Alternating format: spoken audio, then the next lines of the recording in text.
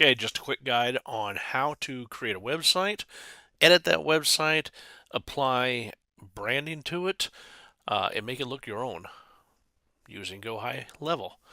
So I'm going to start out here in websites, and we're going to create a new website. I've already got a template chosen, and the reason why I did is because I created a brand in this. This is just a sample account for a plumber. So we're going to go with a plumber. So from templates, I'm going to go to favorites real quick because like I said, I already chose this one. And we're going to choose this template. It's going to upload it. It's going to fetch typography, etc., etc., etc. Pardon me. Once it's uploaded, now you can get into editing. It's automatically going to bring you to the home page. Okay, so we have the home page, we have a survey, we have a thank you. So this is a 3-page website. Let me cover a couple things real quick before we get into editing. You have a settings page here.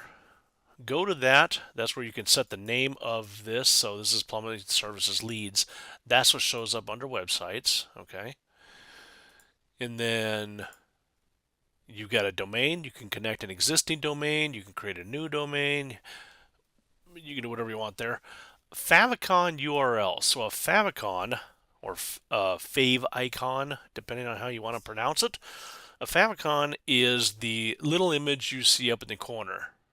Okay, so if we go to, say, Reddit, that's the little weird Reddit dude you would see next to the URL in the corner of your browser.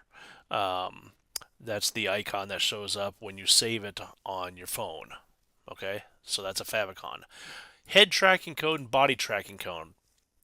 If you're creating websites or funnels, you're going to want to use this as opposed to the page itself for your tracking codes. The reason why is because I highly recommend that you use Google Tag Manager. If you're not using Google Tag Manager, then pixels are probably driving you nuts because every time you get a new pixel or you need to change a pixel or delete a pixel, you have to go find every place you put that.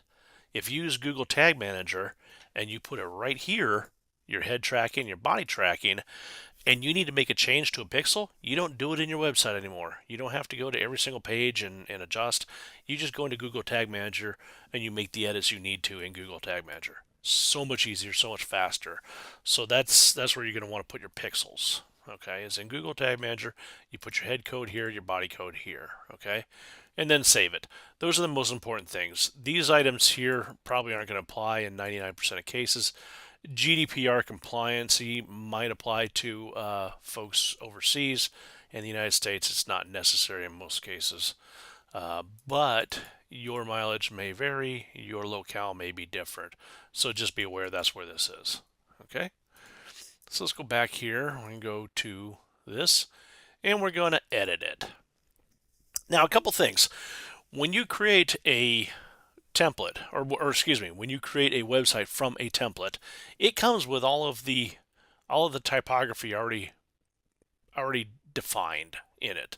Okay, you can change the typography on this page in a bunch of different ways. Kind of an overarching way is to go up here to typography and change your headline font to the one you want. And these are all the Google fonts available. What's nice about these are all pretty much universal. Montserrat looks great with Open Sans, in my opinion. This is my preferred. And then you have text colors and link colors. Now the text color, if you click on this, anything that's currently this color will change to whatever you change it to. If you notice, I have brand colors up here at the top. These brand colors are set in the brand voice and your brand type kit. Okay, I'll show you where that is in just a minute. And then you have the global custom colors, and you can manage these. So if you want to add a custom color or a custom font, you can do that here. We're not going to bother with that. Okay, so let's see. So text color. This is black, which is 000 on the hex. And this particular one I set up as 030303, which is just a very slightly less black. So we're going to use the brand color. Link colors, links are almost always blue. Depending on the background, I usually stick with the cobalt. Realistically, it's actually a blue, which would be, I think it's 00, or was it? There it is, 000 FFF. That's the traditional link color right there. So those would be set, and that is going to change anything that was black on this page to that. It's going to change anything, that. Well, actually, no, yeah, it is. Anything that's specified as, excuse me. So this is a headline. It's going to utilize a headline font, or you can do a custom font or a content font. Um, and we're going to get into that now. But this sets the tone for the whole page. Okay. Unfortunately, this does not copy across to the other pages. So you're going to have to set this on each individual page. Kind of a frustration I have with GoHighLevel, but that's okay. It's fixable. Anytime you save, it's always going to pop up that SEO metadata. It wants you to adjust the SEO metadata. I'm not going to worry about that right now, but just so you know, you can always bring that up right here. You can go in and enter your title of your page, enter your description, enter your keywords, enter the author. It's always a good thing to have all of those for SEO purposes. Okay, now in the logo, or excuse me, in the header section, this actually does populate across the other pages of the template. So if you make any changes to this thing here, it's going to spread out to the other pages. If you make any changes to the footer, it's going to spread to the other pages as well. Okay, and you can see that in the elements if you go to the saved assets and the global sections. And this particular template, that is not true. I picked a bad template for that example. In most templates, these are going to be found in the global sections, the header and the footer, and those would populate out to the other pages. So if they're not already there, what I recommend doing is let's save these. So we go here and we say, okay, make whatever changes you want to this. So here's the logo. Let's go ahead and change it to the logo. And the media storage, we already have the company logo. We have a wide version. We have a tall version. So let's go ahead and use the wide version here. Oh, there it is. Hard to see because it's black. So you know what? Let's go change the background color of the footer and we'll make it a light gray. Why not? This here, our all rights reserved, is going to be, where's my colors? There that is. We're going to change that to that. So yeah, copyright, there's a fix for this. So this is kind of cool. This is 2022. So whoever made this template made it in 2022. We want the copyright to be the current date, right? So let's go ahead and here, and we are going to insert a merge field. Okay, and I actually have this open in another tab already. So we're going to insert the year right now. And what this does is this will automatically give you, whoops, I don't know why it did that. I don't want, there we go. This will give you the year right now. So 2025 as of this recording. If you're watching it at some point in the future, just ignore the 2025. All right, so we hit save, and then we can go click on this and preview it. Let's just scroll to the bottom, and there you go, 2025. And we have our gray background here. We have our fake company logo there, all rights reserved. All right, now you can go really crazy too. And let's go back to the fonts. Let's go to the user. We want the company name. Oh, maybe it's not user. Can't be account. There it is. We want the company name, website, phone, country, owner first, email, logo ID, name. There we go. Location name. Sorry about that. So yeah, location number. I was looking for the word company. It's not there. Location name is going to be the name of the company. So we can put that in there. And let's say that. Darn it. Why is it doing it that? There we go. All right. All rights reserved. Hit save. And then let's go take a peek at it again. And scroll to the bottom. There we go. Company 2025 Essentials Snapshot. That's what I call this fake company because I was using this to set it up as a snapshot. So there you go. We've already learned how to use merge fields, and we've learned how to make changes to the background color and the images. Now we're going to save this here. Where is that section save? We're going to save this right here, save section. We're going to make it a global section, and we're going to call it the footer. Okay, since this was not in here. So this is important. You have section templates. You can save it as a section template. If it's something you use on a single page and you don't need to repeat it across the website, you want to save it as a section template. This, the footer, you're going to want on the other pages. So you want to save it as a global. And what that does is if you work on another page and you realize, oh, darn, you know what? I should have put this in the footer. You can make a change to the footer in that page and it will update it on the other pages. So we're going to say footer for sample site. Okay, and this is a global section. If you make it a universal section, it is across the entire account. So everywhere that you have added that universal section, if you make a change to it at any point in the future on one of the pages, it makes it to the entire account. I would recommend avoiding universal sections. There's very few use cases where you're probably going to need to make a global change to every funnel website in the account. So this could be a very dangerous thing if you save it as a universal section. So in this case, again, we want to use it as a global section because it's applicable to this website. All right, so save that. Then let's scroll back up here and let's take care of the logo and the background. We're going to change that to the gray. What gray did we use here? This was that gray. Okay, very good. So let's do the same with the header. We'll change the background to the gray. Logo, we are going to find the logo. There it is. Do the wide one again. There it is. Now, let's just say we don't like how big this is. That's awful big. So this one's set as a width, and it's going to adjust the aspect ratio based on that width. I'm going to change it to height. Okay, we can get rid of the width. That's the full size image. We don't want that. Let's see 100. That's still a bit big. Let's go with 75. That looks nice. So this is 75 pixels. And again, the width is going to be determined by the height on this. Okay, so we have 75 pixels there.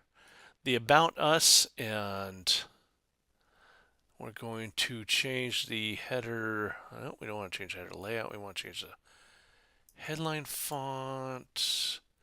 That's fine, but let's change the color.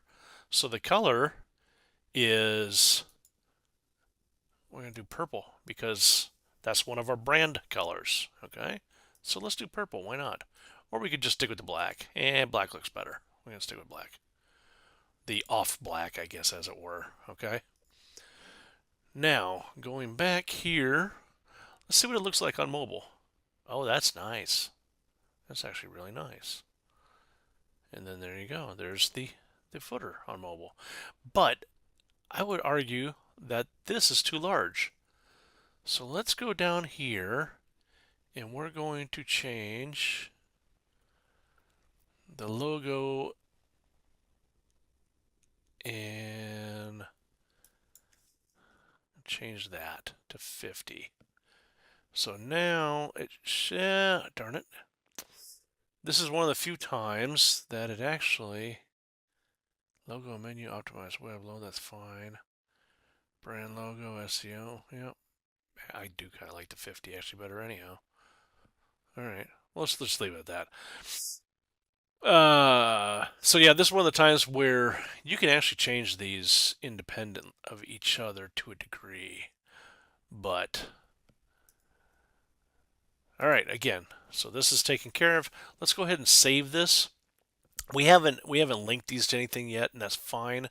Oh, look at that. See, when you mouse over it, it turns white. Do we want it to turn white? Uh, I would argue no. So let's go back here. Let's see where that is. Hover text color. Let's go ahead and make that purple. Yeah, that'll work. All right. And do that. And then let's, oh, that's nice. Black to purple. There we go. Let's say this is a global section, and we're going to say header of sample site. There we go. All right. Perfect. Now, you can go through, you can edit everything else you want. Let me show you a couple of neat things here. So this, if you have different colors in your header, or excuse me, in a text block, right? If you highlight that one item, you can change that particular item. Okay. So now it went to brand colors. Let's go ahead and change that to the white. And then we'll change this to the purple. There we go. And then this, so that's how you would change just one little part of it. Contact us. So these are the buttons, excuse me. You know it's a button. Buttons here, you're going to basically do everything over here on the side. So you've got your general element name as button. We could call this hero button, or hero section. Hero section is just the top section of pretty much every website. It's where you have your imagery and the stuff that you want people to see immediately when they above fold. That's your hero section. So text, we can say contact us. We can change whatever we want. Whatever. Okay. I'm gonna make it caps. Whatever. There we go. All right. Subtext. This is gonna be the text below this.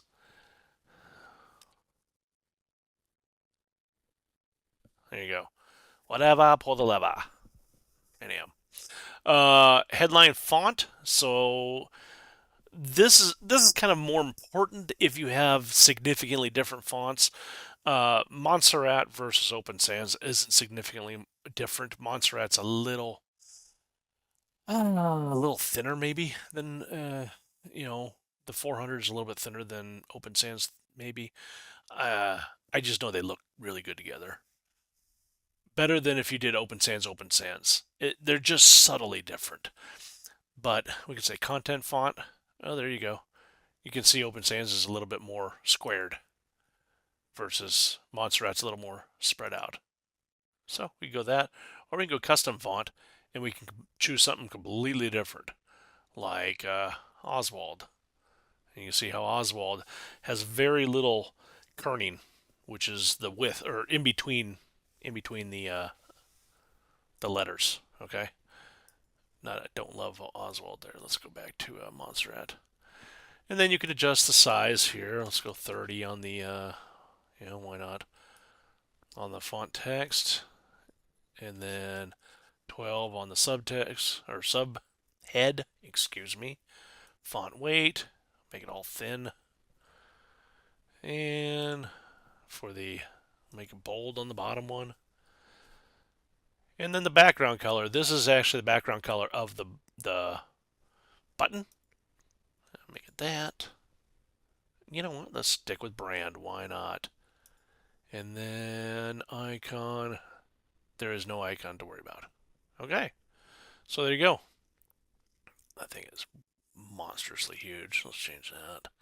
And we'll make the semi-bold. There we go. Okay. Go to check out some images here.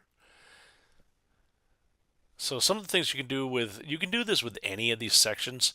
I'm just choosing the items that you're going to notice the most. Okay. So in an image here, let's say we want to have a little bit of spacing in between the image and this text block below it. So let's go to styles, and then if you scroll down, you'll see margins and padding. And we're going to do this on the bottom. So this is going to be padding, and you see how it just pushes it down, but it doesn't separate it. So I don't want padding. I think I want a 20 pixel margin, which should give me, whoops, a little white space. All right, there we go, 20 pixel margin. Okay. And it is not showing. Let's save that. We have 60 on the top, which is up here. Let's change that to 0. You see how that pulls that up? All right. And I like 40. And then this did nothing. So underneath it did nothing because that's what we're doing. Okay, let's do. I was in the wrong section. There we go. I was in the container that had both parts. So when you're adding spacing to that container, obviously you're not going to see it between the two of these. So let's go to the, and that's something you got to be careful about. Make sure you're in the correct thing. So now we're going to go to the image, and we're going to add a margin or a padding underneath. And see, again, that did nothing. That's not what I want. I want to add, oh, still did nothing. All right, so this is why we do this. Sometimes you got to figure out where you need to be. Oh, this is the background. Whoops. So that's the background. That's the reason why. That's why. If we go here, yep, that's a background color. As opposed to, see, there we go. As opposed to a background color just for this block. So it's the whole block. That's the reason why. Okay. So adding a little bit of white space in there isn't going to happen unless you make this another block underneath this. So just things to keep in mind, keep track of, pay attention, and that will drive you nuts sometimes. Feel like, why is it just giving me more purple space? I want a white space in between. Uh, yeah, good times. But let's see what we can add here. Let's see if we have a spacer. Let's see, spacer. Nope. All right, let's just scroll through and see what we could add there to give it some. We got a divider. Let's try a divider. Oh, no, that's just divider. No big deal. But you know what? We have a divider there. No, that doesn't work. Let's try this. See, there's always a way. Trust me, there's always a way. So we're going to put a background color of white on the image, right? You don't see it because the image is 100% opacity. But now let's go to styles and let's give it, say, 20 pixels. And now we have our white separation. There's a million ways to skin a cat, folks. Sometimes you got to be a little bit creative. So this is one of those cases where this section here, this container, which has the image and the text, has a background of this purple. So if I add padding to the image, all it does is it just pushes the purple down a little bit. That's it. But it still is purple. It's just more purple. If I want to have like a separation, I have to add a background to the image, and then there we go. Just something to be aware of. This is what's called a visual builder. So for you folks that are used to code HTML and going, oh, hey, I know how to adjust that. It takes a bit of learning. And this is one of those things that I really struggled with in the beginning because I was one of those guys that was used to just looking at the CSS and the HTML and making my adjustments that way. But there is so much you can do here. Layers, this is an easy way to find something quick that you're looking for. See, takes you to first column, image, So you can use this. It's really, in my opinion, easier just to navigate the page this way. So you have sections, you have rows, you have containers, you have the elements, and these are all editable. This image is editable, the text is editable. Excuse me. Pretty much anything on this page. This is why I'm a big believer in starting with a template and then adjusting it for what you need, because visually everything's here. If you don't like this image, change them. And that's exactly what I do. I go through, I change everything pretty much. I'll change almost the entire text. But I'm looking at the bones of a site. Do I like this? For a plumbing company, this is fantastic. It's really all here. And honestly, for any home services company, this is a pretty good template. I would use this for electrician, for plumbers, for HVAC, and just adjust the text and the images and the colors and so on and so forth. But this is how you can very quickly build a website, as opposed to having to sit down and mess with a bunch of code for hours on end and drive yourself nuts. The other option is you can build the site in with code in Claude or ChatGPT or whatever, and you can paste that code here. Whoops, that's tracking code. Sorry. There's a custom code here somewhere. Why is this? Oh, I'm stuck. Sometimes you have to go do a hard refresh. That's another funny thing about GoHighLevel. It'll get stuck, and then just do a hard refresh, and there you go. So see, here's what I was missing out. It got stuck and pulled down somehow. Um, you can create a website with one of the LLMs. The problem with that is you're not going to have the visual builder to be able to make adjustments to it. So again, everybody's going to visual builders. Get used to them, learn how to use them, learn how to make adjustments to them. They're very handy once you get used to it. Two-column mode is, well, that's what we're in. Oh, yeah. I prefer two-column mode. Cookie consent. This is if you need to have, yes, if you need to have the cookie button on your site, and then you can go in and adjust all this. If you don't, then I wouldn't bother with that. Custom codes. Custom codes. Okay, so let me go back here. I'm going to go to one of my sites. Hang on just a sec. So this is one of my sites that I've heavily modified the template. The template was very, I don't know how to put it, lean. Okay, and it also focused more on what you could do for me as opposed to what I'm going to do for them. But so this one here is targeted at the AI employee. This image here I had to modify because this is actually a video that they have here, and I'm okay with the video, so I left the video there. But when it appears, it's so hard to see the play button, so I had to give it a way for people to see the play button. So um, anyhow, so highly edited. I changed the background, I changed the colors, I changed the logo, I changed the text, I changed the image. The only thing I didn't change in this whole thing actually was the video. That's really the only thing that survived. Other than that, everything's new and different. Um, oh, and these icons survived.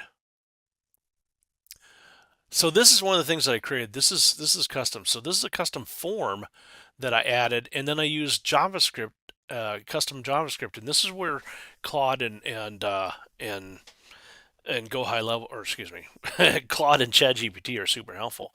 Is I said, okay, well, given these items in this form, and you can go edit the form here, and you can see, so we have this here, and we have the query key. So I copied all these query keys, and I said, I want to be able to show the calculation based on these query keys. So when they click the button, it doesn't take them anywhere. It just takes them to this page, basically reloads the page so that it'll show the JavaScript. So if we go here and we go Down here, we can say, well, we get this. Let's say we get $100. Percentage of calls do I answer? Well, let's just say we answer 80% of them. Result in immediate sales. Let's say half of the ones. Okay. So show me the money. And there we go. Now it says you're missing about $100 a day, $3,000 a month. Annually, it's costing you about $36,000 missing those phone calls. So we can help you capture more of this missed revenue with the use of an AI agent. Okay, that's JavaScript that was created off of uh, this form. So this is one of the really advanced things you can do. Um, so we go here and we say code. So this is just a code block that whoops, oh, which one's got the code in it? Oh, not that one. Okay, good. So we can delete this one. Doesn't matter. I'm not saving it anyhow. Uh, and then there's the code. So yeah, it's so much you can do with this. Really, the your imagination is the only limiter. Um, yep. So hopefully that helped you understand the. Yeah, I want to leave that. Hopefully that helped you understand the visual builder and go high level. And if you have any questions, holler at me.